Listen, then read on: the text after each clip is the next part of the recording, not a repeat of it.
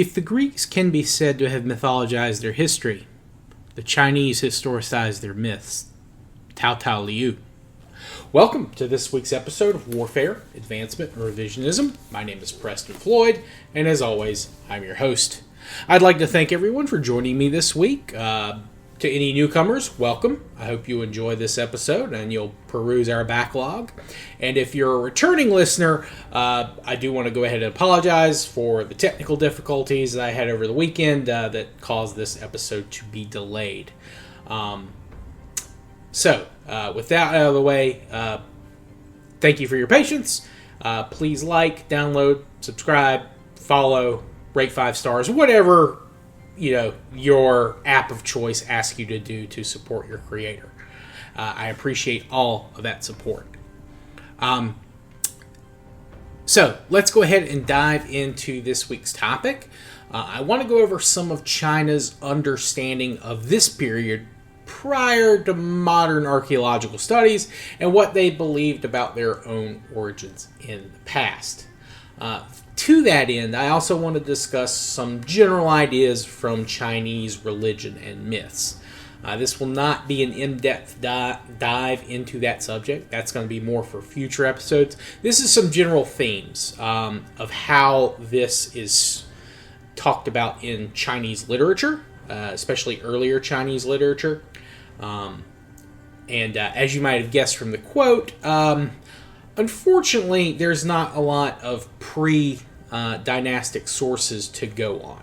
Very fragmentary, and we'll get into that a little bit shortly. First, though, I want to talk about a very common misconception or misunderstanding, at least in parts of the West, that the Chinese people didn't have a religion as we understand it, and that they don't have religion as we understand it. Generally, the popular thought is they really just worship their ancestors and didn't really have gods, spirits, demons, or things like that. Now, certainly, veneration of ancestors is very important in Chinese religion and in society.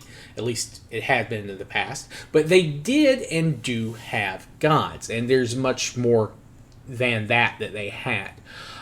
One reason the idea exists is that there isn't really a word for religion, at least in Mandarin Chinese. They have a term, zongjiao, that is used to refer to organized faith, though originally it was just used to describe clergy members or specialists of any faith that may have possessed said specialists. The term is made of two characters, zong, which can mean sect or clan, and jiao, which can mean teacher. So that's a very generic term to describe all religions. They also have Jin, which can mean faith, but it doesn't have to be faith in a specific god. It could also mean faith in a philosophical view. Stoicism, for example, though that is a Western concept, at least as we understand it. And unlike in places in Western Asia or parts of Egypt, religious buildings or temples dedicated to a specific god were not at the center of emerging cities.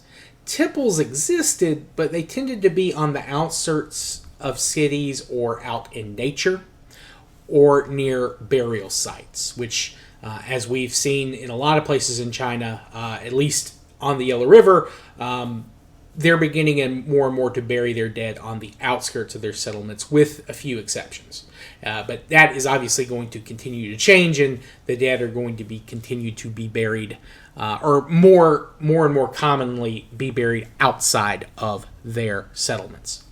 Now, this will change to some extent in certain periods of Chinese history, but by and large, when temples are more central to a city or a settlement, they're usually maintained for exclusive use by elites, with common people visiting less central temples or smaller temples, or partaking in Chinese folk religion and ceremonies and festivals in other public or private spaces. The Chinese term for folk religion, they've adopted, it's a combination of zongjiao and the term minjian. So it's minjian zongjiao, which is translated as folk religion. Min Jian is the two characters for people or civil, and Jian, which is between. So this could be translated as literally clan teachers between people. So that's the term for the more, I don't want to just say rural, but obviously you see it in less urban areas where it's still practiced today. Especially out in the countryside, you had less ritualized or less strict rituals concerning offerings to ancestors and gods. And you would see other aspects like shamanism be brought in, nature worship, totemic symbology of certain either gods or animals. So you're getting a lot of different views and traditions kind of not necessarily clash together, because in some cases they work quite well, but there's not a lot of centralized control, and there's in some cases a very wide variety of regional beliefs and traditions. In some cases, in very extreme cases, you'll have neighboring villages have completely different rituals and beliefs relating to some of the same concepts or festivals or things like that. So trying to impose a uniform faith and worldview over so many people and places, even in a as strict as sometimes Chinese society can be, especially in the past and in the modern day, it's very, very hard to do. And in some cases, especially in earlier days, it's virtually impossible. I mean, even this is CCP today. They're communist and atheistic, but they don't try to stamp out the folk religions the same way they do with things like Islam, Christianity, or Tibetan Buddhism. Now, part of that is simple nationalism and xenophobia for foreign faiths, and fears of those leading to regional revolts or divided loyalty between citizens. But another factor is that, trying to do so would probably be very unpopular for, a large swath of their population. And so in some cases, these are, Han Chinese people. One of the ways that they try to suppress those faiths, at least when it comes to Islam and Buddhism in Tibet, they import Han Chinese people to those places and just try to outnumber what were the locals. So in that case, you can't import the Han to kind of supplant the Han. That doesn't make a lot of sense. But that's a little bit of a digression. We'll get back to the mythology and religion now. Now, the earliest Chinese writing comes from the Shang dynasty, which ruled around 1600 BC to around 1046 BC. Now, there are older characters written on things like pottery, though they can't be entirely read, or in some cases they're just pictures. So, you'll see something like an axe or a hoe or something like that, and that's what that is, but what was the word they used for that? Was it the Chinese word? It could be a language that's no longer spoken. It could be a language that was supplanted by the Chinese.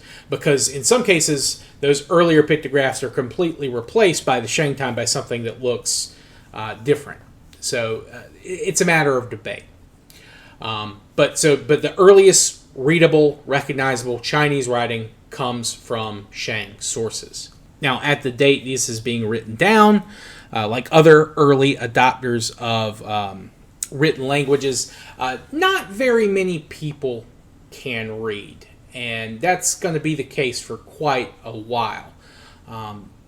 So most knowledge of Chinese religion and myths and history at this point in time and afterwards is carried on by oral tradition.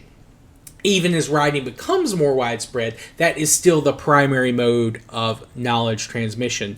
Because China is a very, very literate society very early on, but even in terms of their population, it's still a relatively small number of people who can read or write to a great extent.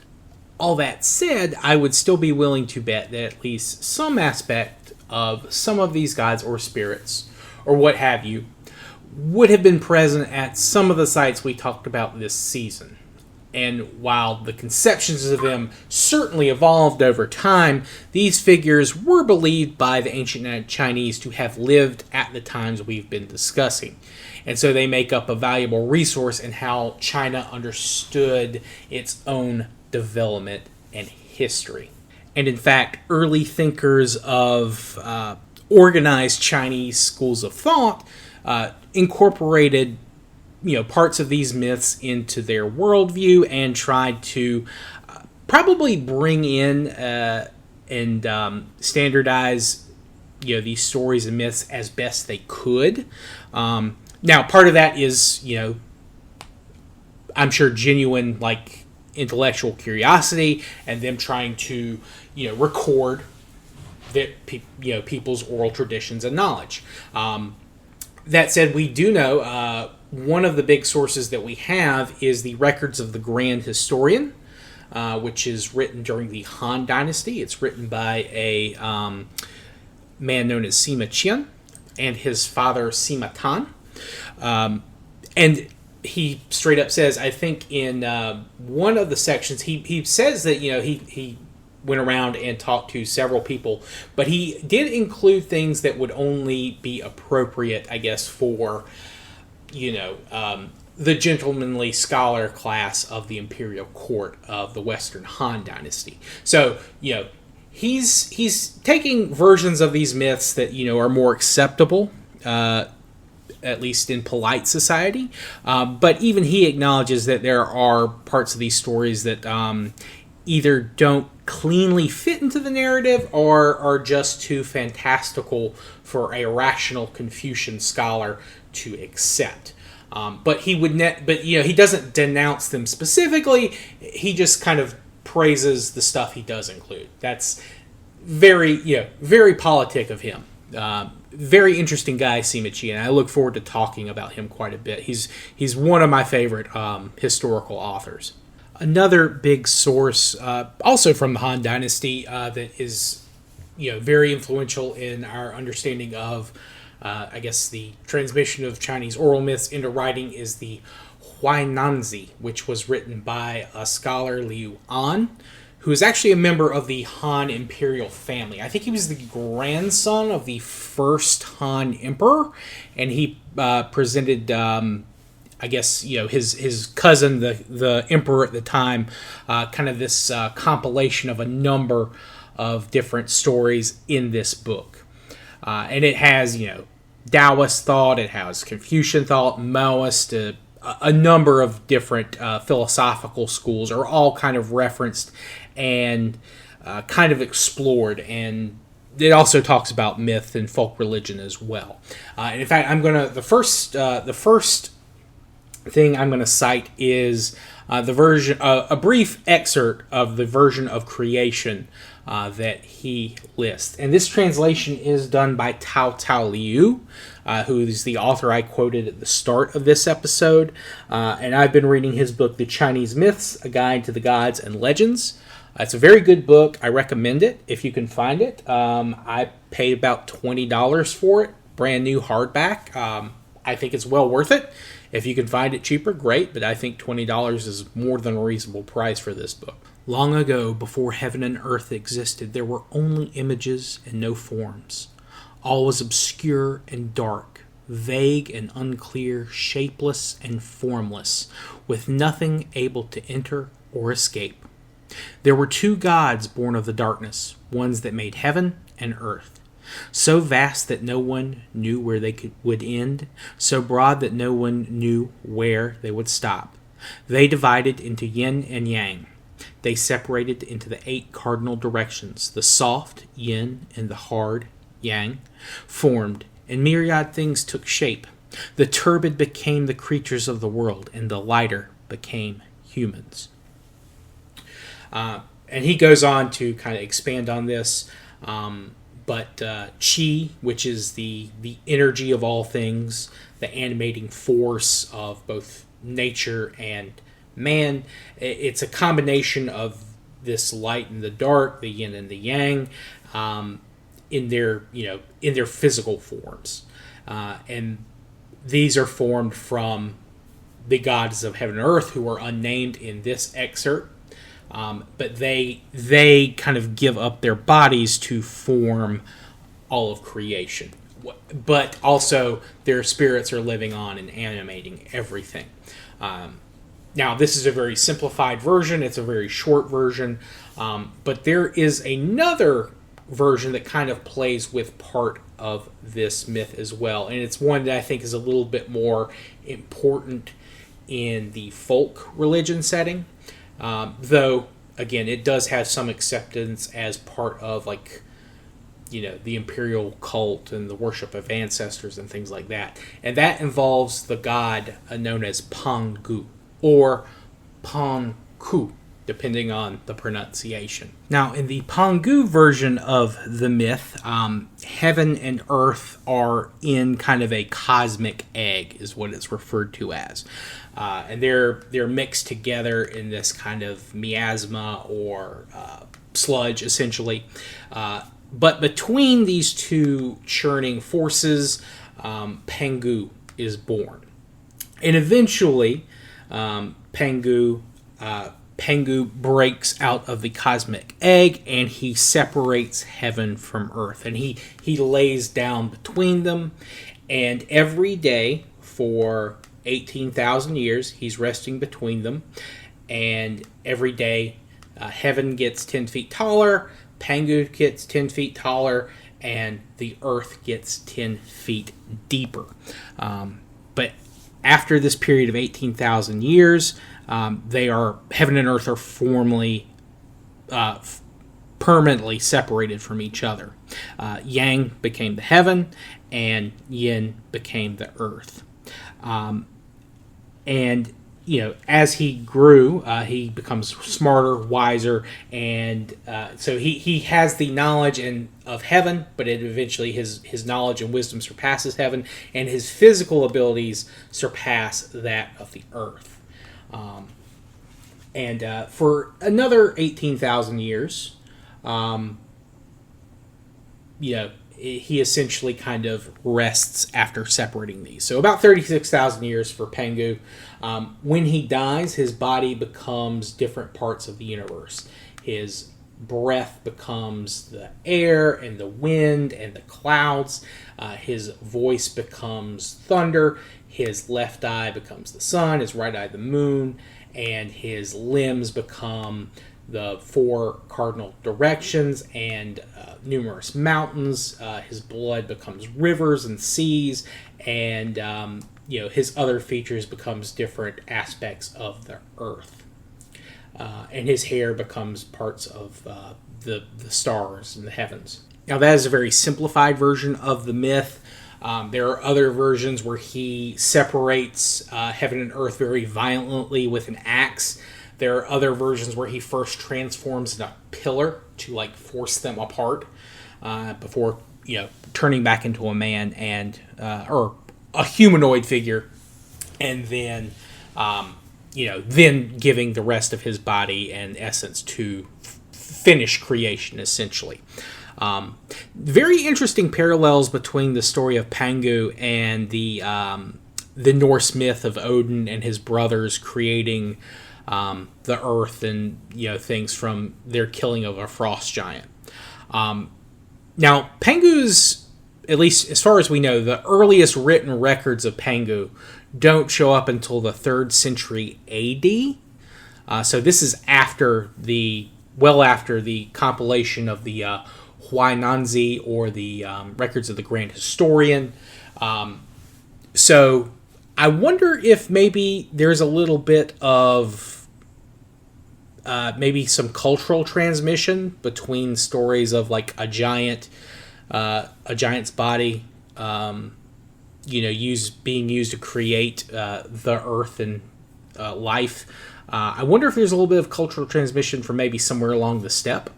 3rd century China is dealing with a lot of incoming peoples from from what is now Mongolia and Central Asia, and I do wonder, if some aspects of Pangu's myth kind of incorporated those stories. But I otherwise it's just a hell of a coincidence. I don't know.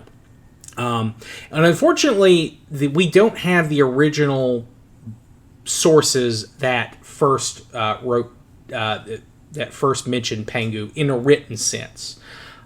We have excerpts from it that were quoted by later authors, but the original story that was written down, it was written down by a Taoist philosopher, and I did not write that book down.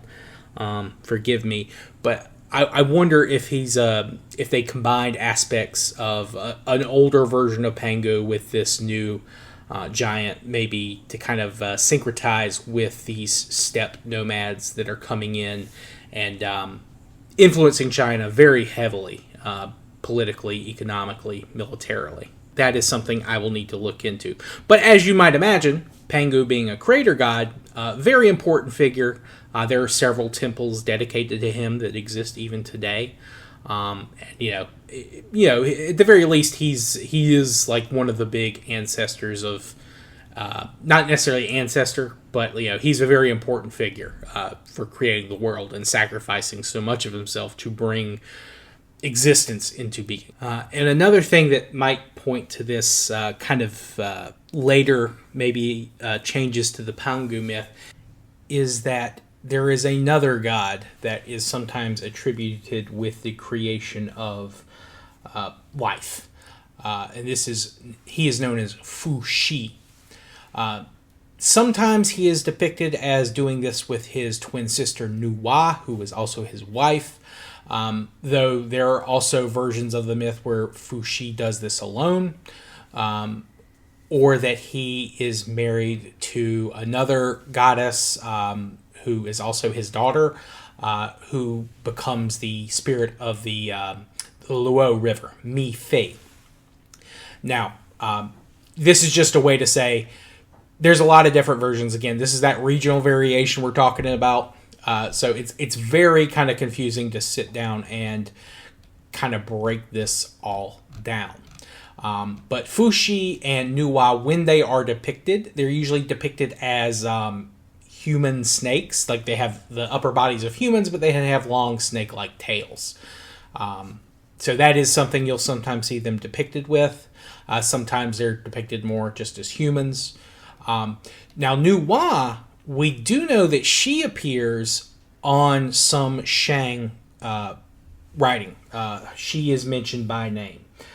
So there is a possibility that she was a separate goddess, or maybe Fu Shi is just not present on the remains of the writing we found. It's hard to say. In versions of the myth that incorporate Pangu as like an ancestor of Fu Shi, he basically, when he dies, one of the beings he gives birth to with his sacrifice and death is Hua Zhu. And she is a kind of mother goddess, and she is the mother of Fu Shi and Nuwa. So there are a couple of different versions of that. Now these two, of course, they give birth to, a numerous generation of gods in some versions. They also, create humanity. They're ancestors of humanity in some versions of the stories.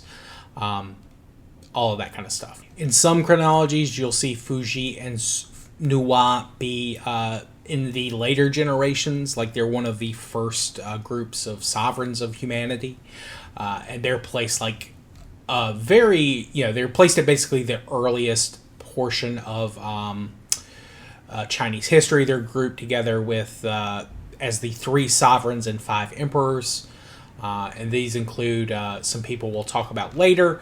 I'm not going to include too much about them because we'll talk about them more when we get to that time period. Because in those type of lists, Fu Shi is dated as reigning between in the 2800 range, maybe a little bit earlier, maybe a little bit later, depending on your source. So I'll talk more about them there. Another list, and Sima Qian, he actually lists 2 different sets of the 3 sovereigns. You can either go with Fu Shi, Nuwa, and a god known as Shin Nong. And again, we'll talk more about them next season. But you also have his listing of an individual known as the Heavenly Sovereign, or as he's known in Chinese, Tian Wang. And he's the first legendary Chinese king, and he reigns for a very long period, 18,000 years. Or I should say he lived to 18,000 years. I don't think he quite reigned that long, but he kind of establishes order, if you will, to an extent. It's not quite the order that you would associate with other Chinese dynasties. In some versions of the myth, he has 12 heads.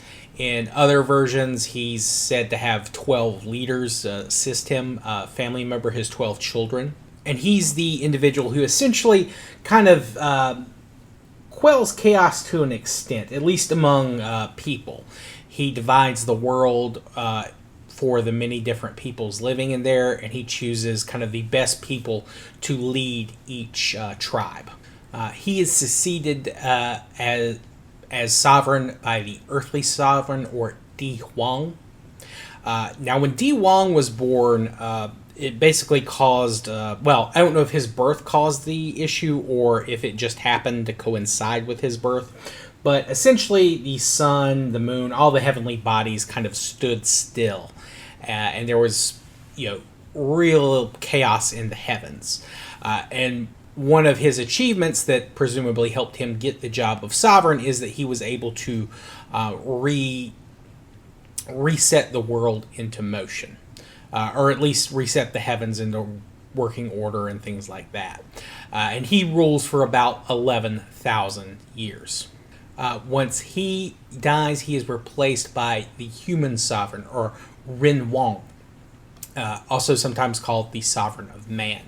And he is credited with establishing the 9 provinces, which is the classical understanding of how China was organized. Now, that did not stick around all the time, but those were like the 9 primary provinces. Eventually it expanded more than that, or they got rid of the number 9, but they kept the term province. But that's kind of like the classical Chinese understanding of their world, or the ancient Chinese understanding of their world. And that would be what the Zhou dynasty kind of also ruled based on.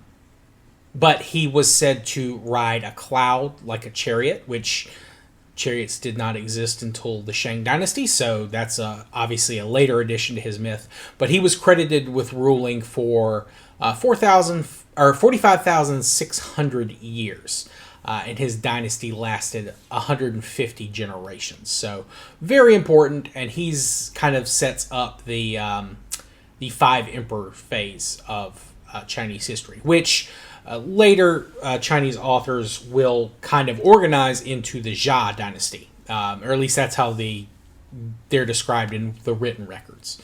And those are during periods where we'll be covering next season, or at least partly in next season.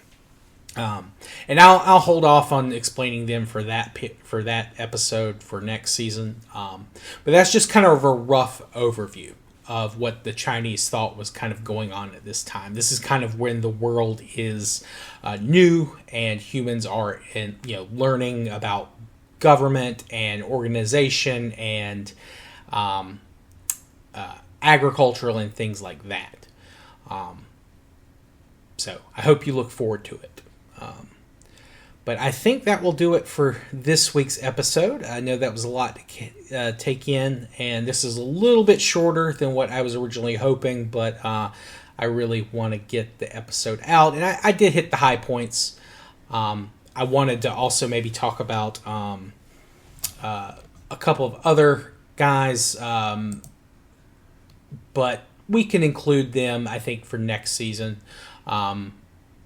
But some of the things that the Chinese credit these later emperors for are things that are already existing in the period we've just finished talking about. Houses, for example. Then there's agriculture, which already existed, but some make the claim that didn't happen until later.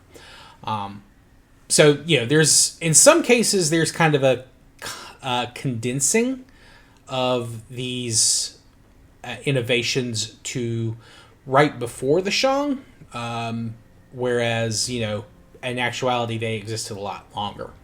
And that's something that we'll try to thread the needle on in the future. So I think that will do it for this week. I appreciate everyone for listening. And again, apologies for the late episode. If you have any questions, comments, concern, constructive criticism, please let me know. You can reach me at email at waradrevpod@gmail.com. You can contact me via direct message on X/Twitter. You can comment on the YouTube videos. We're at 293 subscribers on YouTube.